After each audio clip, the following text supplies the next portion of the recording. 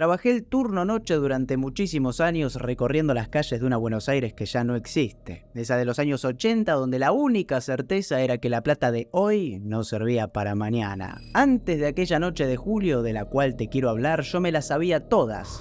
O eso creía. Me creía un tipo curtido, de esos que no pestañean cuando ven un fierro o cuando la moneda cambia de nombre para esconder la miseria. Pero después del último pasajero que levanté ese día en mi taxi se me terminaron las certezas, la seguridad. Aprendí que hay cosas que una vez que te entran en la cabeza no te las sacás más y que escuchar lo que no tenés que escuchar te arruina para siempre.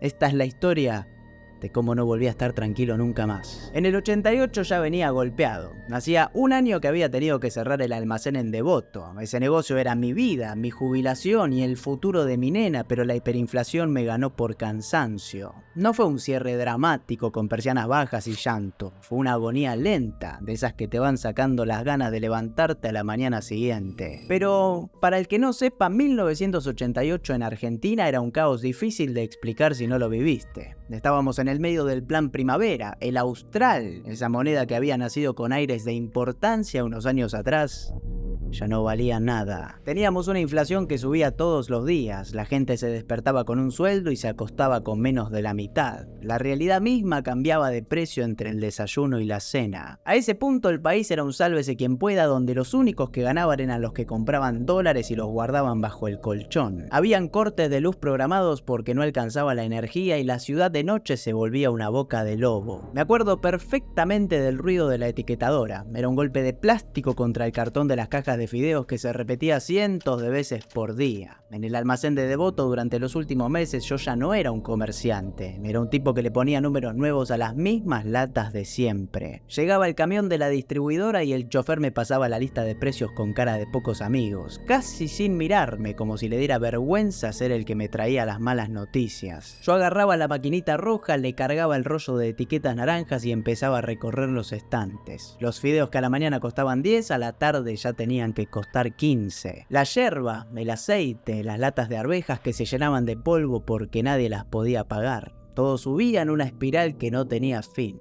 El ruido de la etiquetadora me mataba porque cada vez que apretaba el gatillo sabía que estaba dejando a alguien del barrio sin cenar. El local tenía techos altos, como se hacían antes, y pisos de madera de pinotea que hacían un ruido insoportable cuando alguien caminaba. Tenía estanterías de pino que yo mismo había barnizado cuando abría, ya por el 82, cuando todavía creía en algo. Tenía también un mostrador de chapa gris, que siempre estaba impecable, donde apoyaba las balanzas de agujas. Durante años mi única preocupación era que la heladera de las gaseosas no hiciera mucho ruido o que el proveedor de los lácteos llegara a tiempo los martes para que la leche no se cortara con el calor. Tenía una vida tranquila. Laura estaba embarazada de la nena, el barrio era seguro y yo sentía que manejaba las cosas, pero en los 80 me di cuenta de que nadie maneja un carajo si no tiene guita en serio. Los proveedores me decían que no tenían stock de aceite o de harina, pero yo sabía que se estaban encanutando las cajas en el depósito esperando que el precio subiera otro 20% al día siguiente. Era una pelea de pobres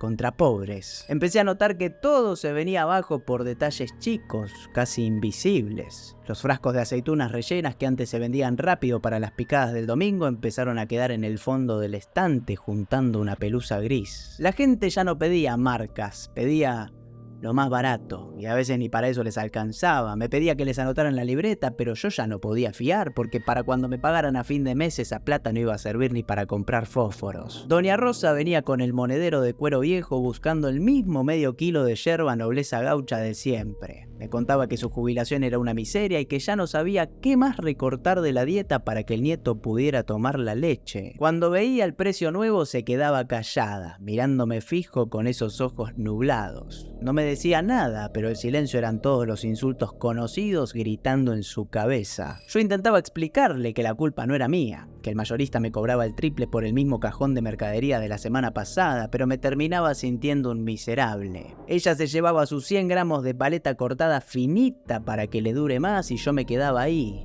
parado atrás del mostrador, sintiendo que las paredes se me venían encima, que todo el país estaba a punto de explotar. Esa sensación de encierro me la llevaba a casa todas las noches. Caminaba las 3 cuadras hasta mi casa con el ruido de las persianas de otros negocios cerrando en mis oídos. Laura me esperaba con la nena y yo no quería que ella supiera que estábamos en la lona. Me sentaba en la mesa y comía guiso de arroz sin carne. Masticaba los granos que a veces quedaban duros para que parezca más cantidad y le decía que había almorzado mucho en el negocio y que no tenía hambre. Le mentía mientras miraba cómo ella comía lo poco que había en su plato, sintiendo un nudo en la garganta que no me dejaba pasar ni el agua de la canilla. Se supone que yo era el hombre, el que tenía que traer la guita, el guapo de devoto que no se asustaba con nada. Tenía 29 años, pero me miraba las manos y sentía que era un viejo de 80. No había nada de heroísmo en mi silencio, solo una cobardía que me impedía admitir que la crisis me estaba ganando la partida. La última semana antes de cerrar fue la peor. El almacén parecía un cementerio de marcas de segunda. Las estanterías estaban casi vacías y yo no prendía las luces de los carteles para que la boleta de Segua no me terminara de quebrar. Me sentaba en un cajón de madera al fondo, fumaba un particular tras otro y miraba la persiana baja a través del vidrio sucio de la puerta. Los clientes ya ni entraban, se asomaban, veían que no había nada nuevo y seguían de largo. No aguantaba más, sentía que si me quedaba un día extra ahí adentro me iba a terminar volviendo loco. Y es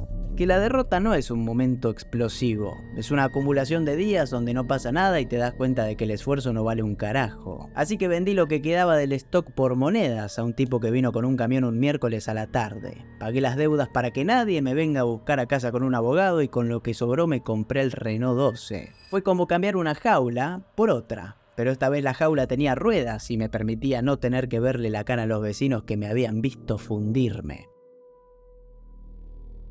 En el taxi aprendí rápido quiénes eran los que siempre ganaban sin importar que el país estuviera cayendo a pedazos. Me la pasaba dando vueltas por la City, esquivando colectivos de la línea 60 que te tiraban el coche encima en cada esquina y viendo a los tipos que olían a perfume importado. Eran tipos que hablaban de plata como si fuera un juego de mesa donde ellos tenían todos los dados cargados. Un lunes de marzo levanté a uno de esos personajes en la puerta de un banco de la calle Reconquista. Tenía unos 50 años, ponele, un sobretodo de paño grueso color camello y un maletín de cuero que no soltaba por nada del mundo. Me pidió que lo llevara a un restaurante caro en La Recoleta, de esos donde te cobran el cubierto más de lo que yo ganaba en un turno, y se puso a hablar por uno de esos teléfonos inalámbricos gigantes que parecían un ladrillo de plástico, gritando órdenes sin importar quién lo escuchara. Lo escuchaba hablar de cómo la subida del dólar lo estaba haciendo ganar una fortuna en un par de horas con una operación de pases que yo ni siquiera entendía. Se reía el Gil, tenía una risa ruidosa y gorda, contaba por teléfono que ya se había comprado el pasaje para Miami en primera clase y que la crisis era la mejor oportunidad para los que tenían liquidez. Yo lo miraba por el retrovisor mientras esquivaba baches, las dos caras de la moneda en un mismo momento. La mejor oportunidad supuestamente, pero si yo veía que no había plata ni para obra pública. Pensaba en mi nena, en el guiso de arroz y recordaba a Doña Rosa comprando de afetas finitas 100 gramos de paleta para toda la semana y me daban ganas de clavar los frenos de golpe para que el tipo se estampara contra el asiento. Cuando cortó el teléfono me dijo con un tono paternal que todo era cuestión de saber moverse. Me explicó que en este país, mientras unos lloran, otros fabrican pañuelos y que yo tenía que estar del lado de los que venden el algodón. Me preguntó cuánto sacaba por día en el taxi y se rió en mi cara cuando le dije la cifra aproximada, comentándome que eso es lo que él gastaba en un almuerzo ejecutivo con vino. No contesté nada, sentía que si hablaba le iba a decir cosas que me iban a costar la licencia o me iban a mandar directo a la comisaría. Me limité a manejar, mirando el maletín de cuero que él cuidaba tanto, pensando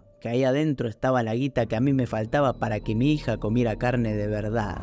El tipo bajó en el restaurante, me dejó un billete de propina sin mirarme y se fue caminando como si la calle fuera de su propiedad. ¿Se entiende cómo me sentía? Es imposible tirarme un consejo esperanzador con tanta piña que me venía comiendo. Después de ese tipo levanté una mujer mayor en la calle Florida. Iba cargada con bolsas de compras baratas y se pasó todo el viaje quejándose de que el colectivo 10 no paraba nunca. Me contó que tenía que tomarse el taxi porque le dolían las piernas de estar parada en la cola del banco, pero que ese viaje le costaba lo que comía en 2 días. Me pidió que por favor fuera por el camino más corto porque estaba apurada. Le dije que no se preocupe, que yo conocía los atajos para que el viaje salga lo menos posible. Ese contraste entre el tipo del maletín y la vieja me terminó de secar el ánimo. Me di cuenta de que para esa gente yo era un objeto invisible, algo que los llevaba de un punto a otro. Yo venía de conocer a mi clientela, de saber los rumores del barrio, me sentía parte, pero este trabajo me volvió una máquina de cobrar y conducir. Nada más. Manejar de noche te termina afinando el oído de una manera extraña. Te volvés un experto en los ruidos del motor, en el silbido del viento que se cuela por el burlete de la puerta o en el traqueteo de los adoquines sueltos. Pero en algún momento de ese otoño del 88, entre viaje y viaje, empezó a aparecer algo nuevo. No era un ruido del auto, era algo que venía de dentro de la radio, una presencia que se metía entre las canciones y los boletines informativos. Al principio pensé que era la fatiga, o quizás el equipo que estaba andando mal, pero pronto me di cuenta de que no era una falla técnica. Era un sonido que no debería estar ahí. La primera vez que escuché ese ruido con claridad fue cruzando el puente de Juan B. Justo una noche en la que la ciudad parecía estar bajo el agua por la humedad. No fue un estallido, sino una filtración. La radio del Renault, que solía ser mi única compañía fiel en las horas muertas, empezó a escupir una estática distinta que de a ratos tapaba la frecuencia que yo tanto escuchaba. Eran ruidos que no encajaban con la interferencia de meterse en un túnel, ni con el chispeo del motor. Se volvió una costumbre, cada tanto, sin previo aviso, aparecía ese sonido mezclado con algo que se parecía demasiado a una respiración humana. Al principio me convencí de que era el equipo viejo o algún cable haciendo corto, pero con el tiempo entendí que la radio no estaba rota, simplemente estaba empezando a captar algo que no pertenecía a las ondas normales. Una voz que repetía siempre lo mismo. Me equivoqué. Entrando bien en la estación del Frío, paraba en el bar de Miguel. Era un boliche de mala muerte cerca de Plaza Italia donde nos juntábamos los tacheros del turno noche, algunos policías de civil que buscaban un café y tipos que ya no tenían a dónde ir porque habían perdido todo. El bar tenía un mostrador de estaño gastado por los codos de miles de tipos y paredes que alguna vez fueron blancas pero ahora eran de un color amarillento por el humo de décadas. El olor a café quemado, ginebra bols y aserrín húmedo era la marca del lugar. Era un refugio para los que no queríamos llegar a casa todavía para no enfrentar las deudas o el silencio de nuestras mujeres que ya no sabían qué cocinar. Miguelito, el hijo del dueño, nos servía los cortados con una pachorra que me ponía nervioso. Era un pibe tímido que me daba lástima porque el padre lo insultaba frente a todos por cualquier pavada. Lo trataba de inútil porque el pibe no era rápido para atender las mesas o porque se olvidaba de traer la soda antes que el café. Una madrugada de esas me puse a hablar con el viejo Garmendia. Era un tipo que llevaba 30 años arriba de un taxi y tenía los ojos amarillos de tanto tomar ginebra barata. Le conté, tratando de sonar como si no me importara, que la radio del Renault me estaba haciendo ruidos raros. Voces que aparecían en medio de la estática cuando el motor estaba frío, susurros que no tenían sentido para mí. Le dije que a veces sentía que la radio captaba conversaciones de otros autos o de departamentos cercanos. No le dije que la voz decía que se había equivocado. En la noche del taxi uno aprende a filtrar lo que cuenta para no terminar en el borda antes de tiempo. Garmendia me miró fijo, dejó el vaso de ginebra en la mesa y se acercó a mí con un aliento que olía a alcohol puro. Me dijo que tuviera mucho cuidado con lo que escuchaba en la radio. Me explicó que en esta ciudad existen ecos de cosas que todavía no terminaron de pasar, confesiones de gente desesperada que se quedan flotando en el aire antes de convertirse en actos reales. Me contó que Buenos Aires es una ciudad que acumula mucha bronca y que esa energía tiene que salir por algún lado, a veces los cables de la luz o por las antenas de los autos viejos. Me contó una historia sobre un tachero de los años 70 que empezó a escuchar ruidos de gente que todavía no había desaparecido y que el tipo terminó tirando el auto al río porque no aguantaba más los lamentos que salían por los parlantes. Decía que había lugares en la ciudad como la esquina de Córdoba y Callao o los alrededores de la morgue judicial donde las paredes guardaban los secretos y los soltaban por el aire cuando la presión bajaba de golpe. Me dijo que la ciudad tiene memoria y que a veces cuando uno está muy amargado y con el alma floja empieza a captar la amargura de otros. Me advirtió que ahí es donde se mezcla el hoy con lo que el destino ya decidió para mañana y que si escuchaba algo antes de tiempo era porque yo ya era parte del problema. Me recomendó que apagara la radio y que me pusiera a rezar si es que todavía creía en esas cosas. Los otros tipos de la mesa se rieron y le dijeron que se dejara de joder con los cuentos de terror de la revista Más Allá y que tomara menos ginebra porque ya estaba viendo boludeces. Yo también me reí para no demostrar miedo, pero por dentro sentía que algo de lo que me decía el viejo era verdad. Miré a Miguelito, que estaba limpiando limpiando una mesa con un trapo sucio al fondo del salón y me pregunté si el pibe también estaría escuchando alguna voz. Para su edad tenía una cara de derrota que me dio escalofríos. Me terminé el café de un trago y volví al taxi, pero las palabras de Garmendia se me quedaron grabadas. Los ruidos de mi radio eran distintos a cualquier interferencia que hubiera escuchado antes. A la noche siguiente me obsesioné con el ruido de la radio. No podía aceptar que tuviera algo que no fuera un cable suelto o una mala conexión de la antena. Estaba convencido de que era un problema técnico que el mecánico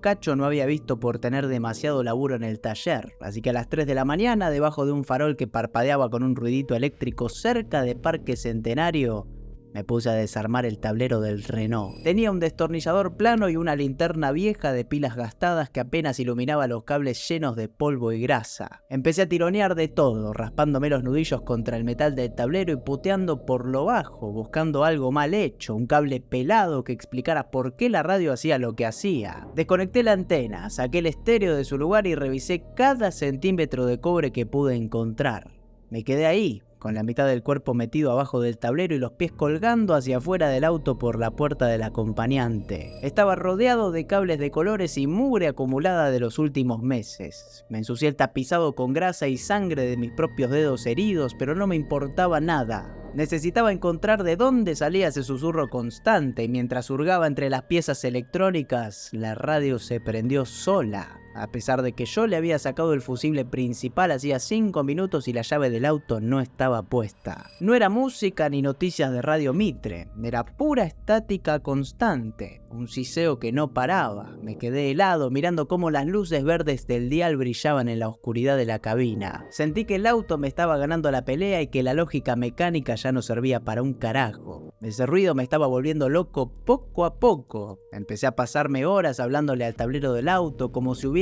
alguien ahí adentro escuchándome desde el otro lado. Y supongo que por una cuestión de sugestión, digamos, me obsesioné con un programa de radio que arrancaba a las 10 de la noche los fines de semana. Era un conductor solo que leía historias paranormales reales que los oyentes le mandaban en cartas. El tipo siempre decía que si alguien se había movido para llevar la carta personalmente al buzón de la radio, algo bueno tenía que tener, porque el esfuerzo por ser escuchado era prioridad. Las historias que narraba eran de gente que veía sombras en el pasillo, que escuchaban pasos en el techo, y yo le decía en voz alta que eso no era nada comparado con lo que yo escuchaba y pasaba en mi propio auto. Empecé a pensar que el locutor hacía silencios a propósito para que yo dijera mis cosas en voz alta en la soledad de la cabina. Me sentía acompañado por esa voz rasposa que salía de la AM. Llegué al punto de frenar en medio de calles totalmente vacías, como cerca del cementerio de la Chacarita, solo para escuchar el silencio y esperar que ese algo me hablara a través de la estática. Me olvidaba de buscar pasajeros y de que necesitábamos la guita para la comida de mi hija o para pagar las cosas. Me pasaba las horas en esa cacería absurda, tratando de atrapar un ruido que siempre se me escapaba por poco, como si la voz estuviera burlando de mi desesperación. Laura me preguntaba por qué volvía con las manos lastimadas y los ojos rojos de no dormir, y yo le mentía diciéndole que el alternador me estaba dando problemas y que me había quedado revisando el motor en una estación de servicio. No podía decirle que estaba tratando de capturar una voz que decía que se había equivocado. Sin embargo, el ruido de la radio se volvió algo cotidiano, una compañía amarga en mis recorridos nocturnos por las avenidas desiertas. Ya no era solo a la madrugada cuando el frío pegaba, aparecía en cualquier momento, como advirtiendo de que algo estaba mal en el fondo de mi vida. Y lo peor es que la voz de la radio se parecía cada vez más a la de Miguelito, el hijo de Miguel. El ritmo y la forma de quejarse era el mismo tono que el pibe usaba en el bar cuando hablaba por lo bajo conmigo. Miguelito se estaba rompiendo frente a todos y nadie hacía nada por él, ni yo mismo que lo veía todas las noches. El padre le gritaba y lo humillaba frente a los clientes por cualquier pavada, como si fuera el responsable de que el bar no diera guita. Miguelito bajaba la cabeza y seguía limpiando el mostrador con ese trapo mugriento. Una noche, este pibe me confesó en voz baja mientras el viejo estaba distraído puteando a un proveedor que su chica lo había dejado. Me contó que ella le había dicho que se había equivocado de hombre, que lo que había pasado con el otro tipo no era para tanto, que se había confundido en un momento de debilidad. Me dijo que él no podía sacarse esas palabras de la cabeza y que sentía que todo el mundo se reía de él a sus espaldas. Yo lo miré y sentí un frío en el pecho que me heló la sangre por completo. En efecto, tenía la voz de la radio dándome vueltas en la cabeza con las mismas palabras y el pibe real frente a mí repitiéndolas como un eco. Me sentí un cobarde por no decir nada importante. Podría haberle dicho algo de verdad, pero no lo hice. Tal vez Garmendia tenía razón con lo que decía, con que el destino ya decidió hoy lo que será para mañana. Le dije que se dejara de joder con esas cosas, que le comprara algo lindo a la chica y que le pidiera perdón aunque no fuera su culpa, que las minas siempre volvían si uno sabía cómo manejarlas con un poco de labia. Le dije que era joven y que ya se le iba a pasar el capricho del desamor. Fue el consejo más inútil y estúpido del mundo, el consejo de alguien que ya no siente nada. Miguelito me miró. Se dio vuelta y se fue a la cocina con los hombros hundidos. Yo me sentí un miserable, pero me refugié de nuevo en la radio. Esa noche el locutor leyó una carta de alguien que decía tener déjà vus a voluntad, sintiéndose cerca de controlar esa confusión y cambiar el rumbo de las cosas antes de que pasen. El locutor respondió que el tiempo no se puede cambiar. Lo que se escribió para que pase no se puede borrar. Fue en ese momento cuando decidí escribir mi propia carta. Me senté en la mesa de la cocina mientras Laura dormía y agarré una libreta de almacenero que me había quedado del negocio, una de esas con las hojas amarillentas y líneas azules. Escribí exactamente lo que venía escuchando en la radio desde hacía 2 semanas, la historia de una voz de un pibe joven que no paraba de repetir que se había equivocado. En ese momento pensaba que era una historia de fantasmas, una aparición que había sintonizado por error en mi Renault 12. Describí la angustia de la voz, el ritmo constante del lamento y la sensación de que el mensaje era para mí. Si bien sospechaba que podría ser Miguelito por el gran parecido en su voz, no pensaba en salvarlo del bar ni en avisarle a nadie de lo que estaba por pasar, porque, para mi cabeza cínica, lo que yo escuchaba era ya un hombre muerto hablando. Fui a la radio a la mañana siguiente. Caminé hasta el edificio de la calle Maipú y tiré la carta en el buzón con una sensación de triunfo personal. Me sentía un elegido que había captado un misterio paranormal único. Pronto a recibir elogios de mi locutor favorito, pensaba. Pasé toda la semana ansioso como un nene, contando las horas para que llegara el viernes a la noche, pero el viernes pasó y el locutor no leyó mi carta. El sábado tampoco. Escuché el programa de punta a punta, atento a cada palabra, pero no apareció mi mensaje. Para cuando llegó el domingo ya no me quedaban esperanzas. Esa noche de domingo tuve un viaje a un boliche de mala muerte que me dejó en un barrio por el que no solía transitar. Un lugar siniestro con una neblina que lo humedecía todo. En un semáforo vi una figura conocida. Era Miguelito. El pibe levantó la mano y yo paré contra el cordón, alegrándome de ver una cara conocida en medio de un paisaje de fábricas abandonadas. Pensé que si no iba muy lejos, no le iba a cobrar el viaje. Se subió al asiento de atrás con una campera de jean que le quedaba enorme y unos guantes de lana tejidos, blancos, con rombos negros. Lo noté cambiado. Ya no tenía esa mirada inocente de pibe de barrio, parecía que había envejecido de golpe y sus ojos estaban fijos en la nada. Durante las primeras cuadras no dije nada, solo escuchaba la radio de fondo por si ocurría el milagro de que leyeran mi carta, pero en un semáforo que parecía que no iba a cambiar nunca le pregunté qué le pasaba, si seguía con el quilombo con la chica de la que me había hablado. Miguelito no me contestó con palabras, solo negaba con la cabeza baja. Yo intenté darle algún consejo de tipo grande, algo sobre que las minas van y vienen, pero antes de que pudiera hablar, el pibe empezó a contarme lo que había pasado mientras se desabotonaba la campera de jean con movimientos lentos. Me dijo evitando usar las palabras obvias y sin dejar de repetir una y otra vez: